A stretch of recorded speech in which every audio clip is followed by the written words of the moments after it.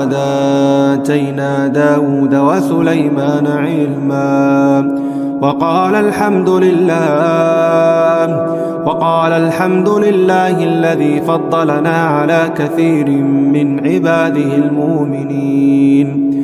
وورث سليمان داود وقال يا أيها الناس علمنا منطق الطير وأوتينا من كل شيء إن هذا لهو الفضل المبين.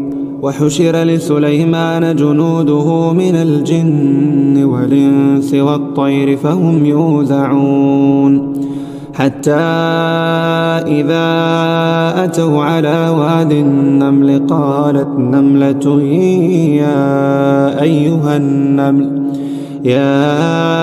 أيها النمل ادخلوا مساكنكم لا يحطمنكم سليمان وجنوده وهم لا يشعرون. فتبسم ضاحكا من قولها وقال رب أوزعني أن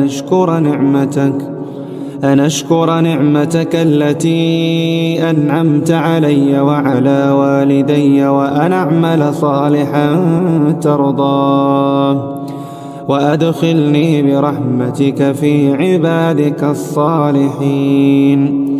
وتفقد الطير فقال ما لي لا أرى الهدهد أم كان من الغائبين لأعذبنه عذابا شديدا أو لأذبحنه أو لياتيني بسلطان مبين.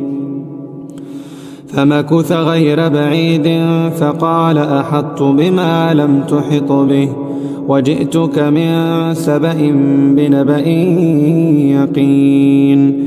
إني وجدت امرأة تملكهم وأوتيت من كل شيء ولها عرش عظيم.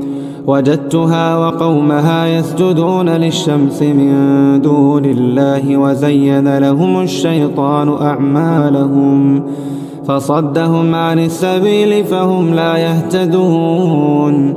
ألا يسجدوا لله الذي يخرج الخبى في السماوات والأرض ويعلم ما يخفون وما يعلنون. الله لا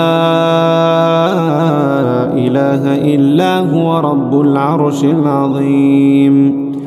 قال سننظر أصدقت أم كنت من الكاذبين. اذهب بكتابي هذا فألقه إليهم ثم تول عنهم فانظر ماذا يرجعون. قالت يا أيها الملأ إني ألقي إلي كتاب كريم إنه من سليمان وإنه بسم الله الرحمن الرحيم ألا تعلوا علي واتوني مسلمين. قالت يا أيها الملأ وافتوني في أمري ما كنت قاطعة أمرا حتى تشهدون. قالوا نحن أولو قوة وأولو بأس شديد والأمر إليك فانظري ماذا تأمرين.